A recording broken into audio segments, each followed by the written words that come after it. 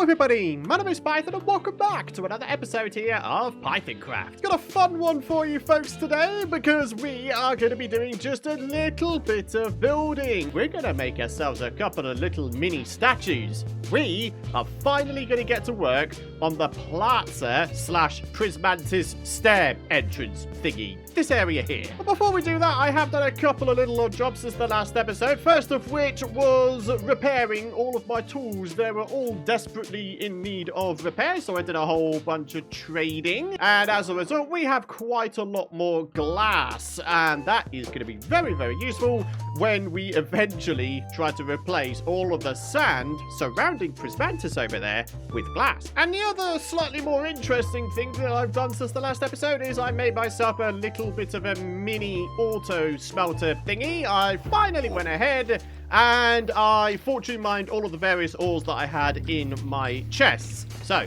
this is the result. A lot of stuff.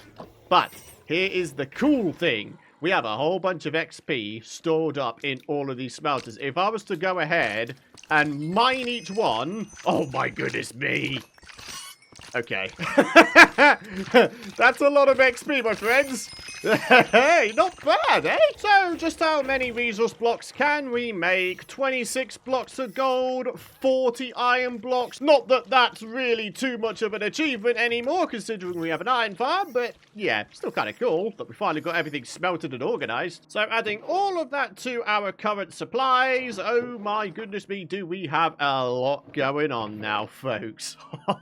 Yeah. So then, now that we do have a little bit of a mini auto smelter setup, how's about we get on with smelting into existence a whole bunch more glass? So we've got the regular furnaces here. We're going to try and evenly split all of the fuel that we have. And then we're going to chuck this down, grab ourselves out all of the sand, and we're going to start going to town on this thing. So while we leave that sand to smelt, I'm going to get on with smelting a whole bunch of smooth basalt. Because believe it or not, that is going to be something we need for our little PLAZA build that we're doing today. One of the other things we are going to be needing for our guardian statues is actually some terracotta. Now, I don't know if we've already found ourselves a mesa biome in this world just yet. If I have, then clearly I've forgotten. And well, that doesn't matter. We can always go ahead and smelt into existence some terracotta, right? So while we're getting on with all of these little preparatory odd jobs, it gives me an opportunity to say a big old thank you, as always, for all of your lovely support throughout this series. I really appreciate it, my friends. Of course, keep those likes rolling in if you want to continue supporting this series and the channel. I'd very much appreciate it. And if you're new around here and you don't want to miss out on my future Minecraft videos, do be sure to hit that subscribe button. Oh no, I didn't get myself any end rods from the end cities.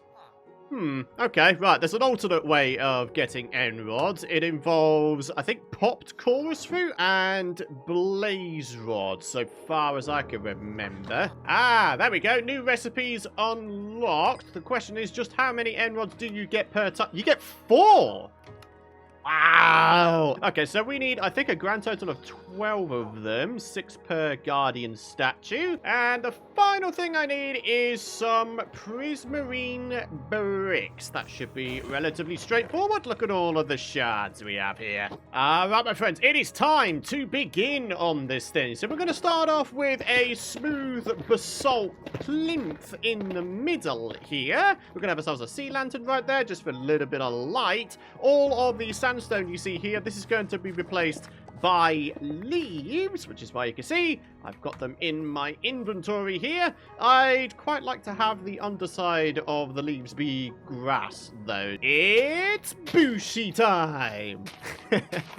Oh, I love how bushy these bushes are in this resource pack. They're just lovely. Right, now we can begin on the actual guardian statue itself. So we're going to have it facing this road right here. And of course, there's going to be a second guardian statue on the right. And then in sort of the back center, in this space here, we're actually going to have a bunch of banners up which say the word Prismantis. And the best thing is, Prismantis is 10 letters long, and we're working with even numbers here, because the width of this here pathway is 6 blocks. So yeah, we should be able to have it perfectly centered above the pathway here, which is just brilliant. My OCD is very, very happy with that. Anyway, let's make a little bit of a start, shall we? We're gonna try and add a little bit of shape to these here guardians. These orange terracotta blocks represent where the spikes are going to be coming out of, so that's going to be one. There's going to be one coming off of the underside of the guardians as well. So let's just do the same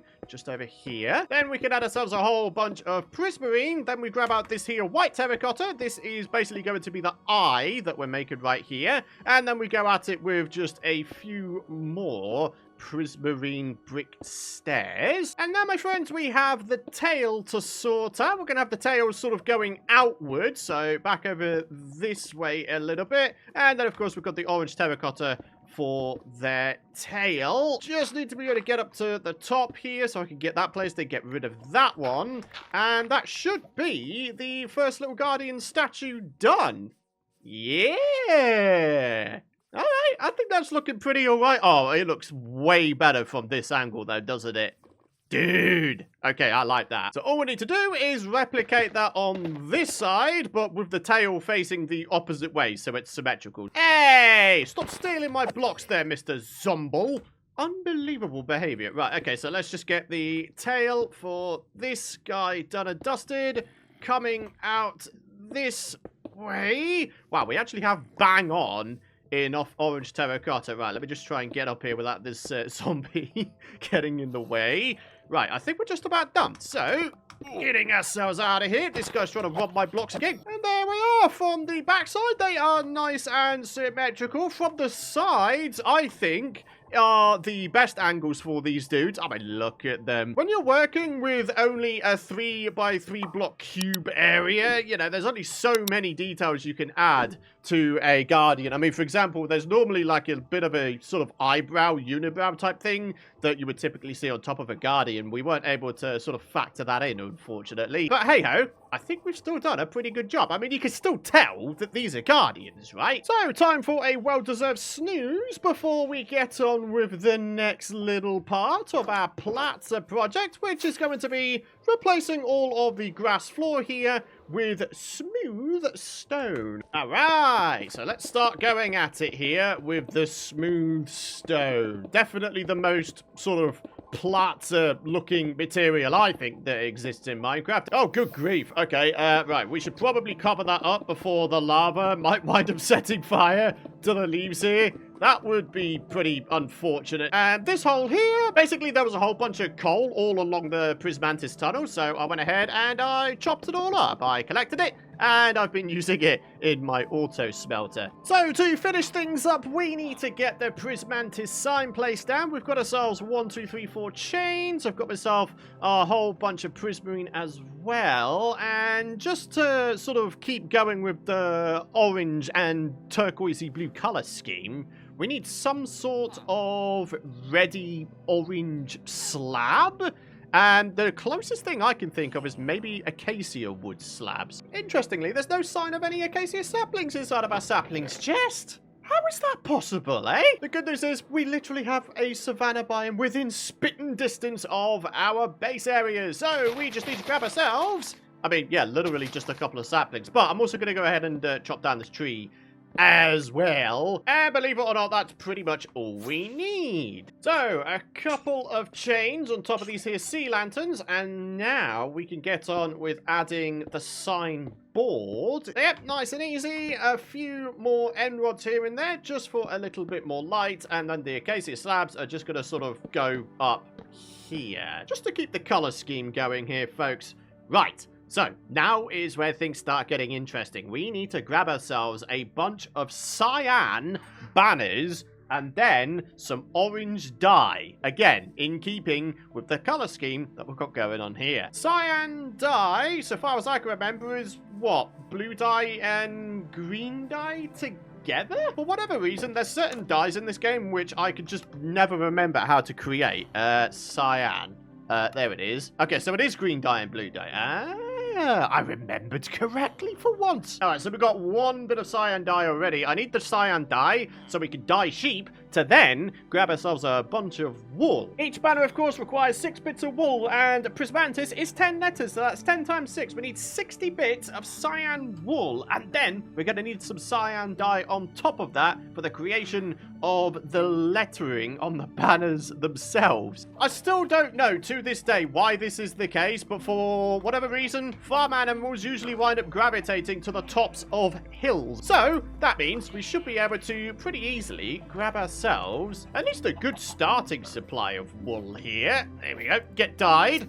Oh, thank you very much. Very productive little sheep you are. So then, folks, slowly but surely, we'll gather ourselves our supply of 60 wool that we need. There's another sheep dyed. There's yet another sheep dyed. Oh, my goodness me. They are everywhere. Look at them all. There's so many.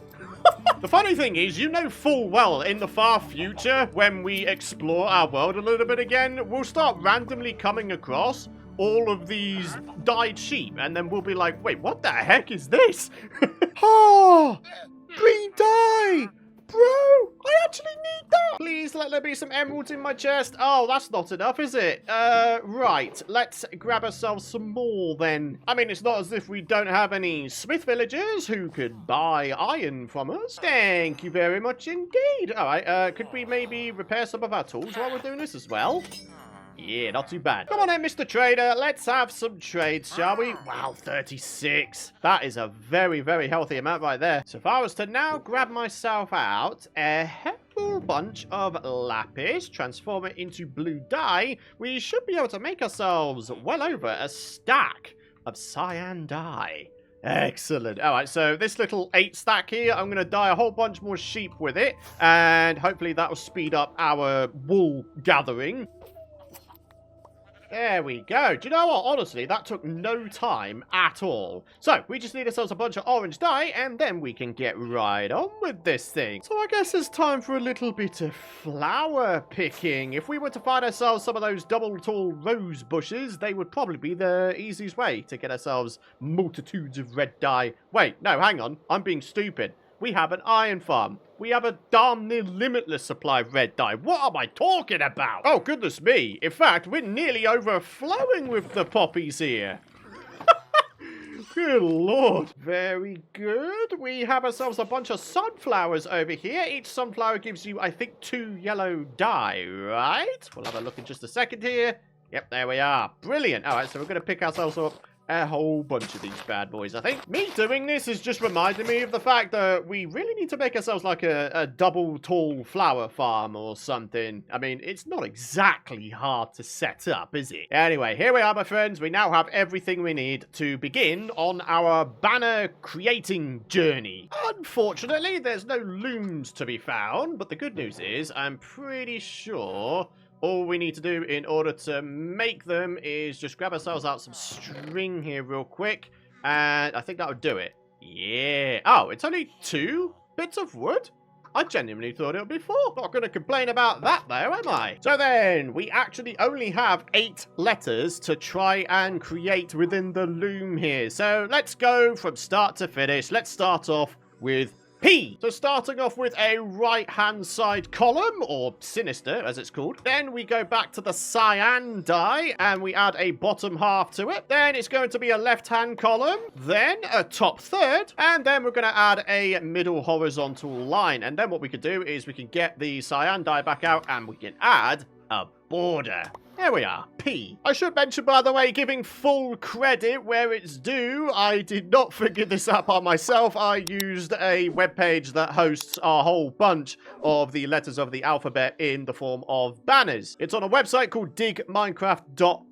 I'll leave a link to it in the description down below if you're interested in making some letter banners. Anyway, getting on with the R, we're starting off with a top half. We're going to go back to the cyan, and we're going to add a diamond shape in the middle. And then we go back to the orange dye. We're going to add a left column. We're going to add a diagonal line like this, and then also a horizontal center line. And now we can go back to the cyan and add a little bit of this. There we are. R. The I, of course, is incredibly easy. I don't even need to look at the webpage for this one. So top third, then it's going to be bottom third, then it's going to be a center vertical line, and then we go back to the side and do a little bit of this. Fantastic. We can duplicate this as well. We need 2 of them. The S is actually incredibly simple. It's going to be, again, a top third, a bottom third, and then it's going to be a diagonal, and then back to the cyan for the border. There we go. S. For the M, we're going to have ourselves a triangle coming down from the top. Then we're going back to the cyan dye and adding this sort of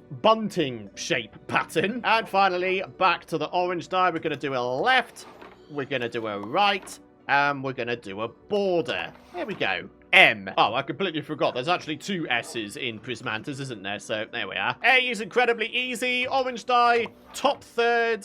We've got a left column. We've got a right column. We've got ourselves this little bad boy. And finally, back to the cyan dye and a little bit of this. The N is also incredibly simple. Left column, right column, diagonal, and then border. And it goes without saying, the T is probably the easiest of all. We've got the top third, we've got the center here, and then we've got the banner. All right, ladies and gentlemen, we have all of the banners we need. So here we are, the final thing we need to do. Prismantis.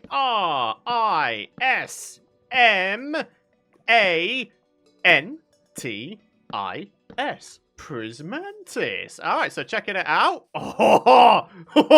Oh, okay, this is looking good. Not a bad little area here, eh, folks? I mean, obviously, the thing that would really finish this off is us going ahead and decorating the tunnel, but that is something to be done in a future episode. What we can do in preparation for that episode, though, since I have actually relocated my beacon, and therefore I now have haste 2 down here, I could probably get away with shaving off the last few layers up top here with a little bit of instant mine to quicken things up a little bit. And again, all these little random bits that have been dug out, that's where we had coal previously, and, well, obviously, now there no longer is, and I didn't fill it in, so we're going to do that now. And there we go, my friends. Nice and quick-like. We have this tunnel dug out, and it's now ready to be decorated. And would you look at this as well? All during the episode, the sand has been smelting into glass. Looks like, oh, okay, it almost did the entire load of sand, but now we need to go coal mining again. But I think that will be something to be done in a future episode, because unfortunately, right now, I'm just about out of time. So, let's go ahead and empty my inventory, and we'll get on with some well-deserved shout-outs. Oh no! First world problem! My bundle is now entirely full of orange dye. Ah, well, it can go in amongst all of the foliage for now. Maybe eventually I'll make myself like a proper storage system for dyes, or just a storage system in general, to be honest. I keep looking at this thing from this view, and oh, it just looks so good, doesn't it? I love the fact that we've stuck to a very specific color scheme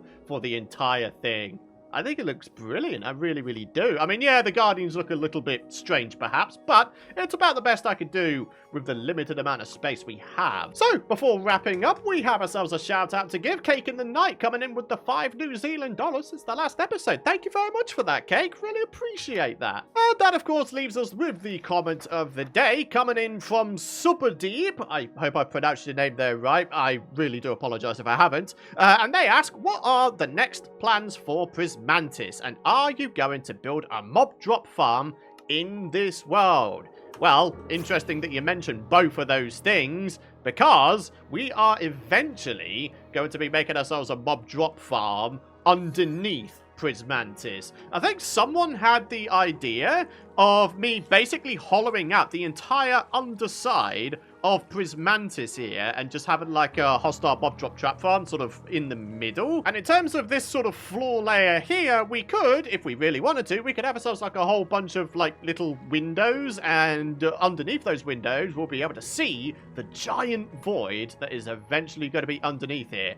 It is, needless to say, going to be a gargantuan task to hollow out the entire underside of the world here underneath Prismantis. It's what, 58 blocks by 58 blocks per layer? It's not going to take many layers to fill up an entire double chest, but there is a big bit of good news with that. we're going to wind up with a massive supply of not only stone, but cobblestone as well if we decide to go for a non-silk touch pickaxe, and also, of course, deep slate once we eventually get down to that level. So, yeah, there's a lot of upsides to us eventually hollowing out the entire underside of Prismantis here. But, yeah, it's going to be a big task. It's going to be one of those ones which I will wind up doing across multiple episodes. There is no way I'm going to get it done in one episode. That will just burn me out, flat out. Yeah, kind of similar to the draining of Prismantis here in the first place. It's going to be a project that we embark on through multiple episodes. So I hope you're looking forward to that. I really am.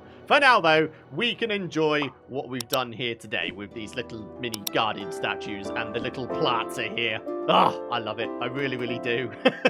So, if you've enjoyed today's episode, be sure to drop a like if you haven't already. I'd really appreciate it. Hit the subscribe button and don't forget to ding that bell if you don't want to miss out on my future content. But for now, thank you very much for watching. Have a great rest of your day, my friends, and I shall see you folks in the next episode. Bye-bye.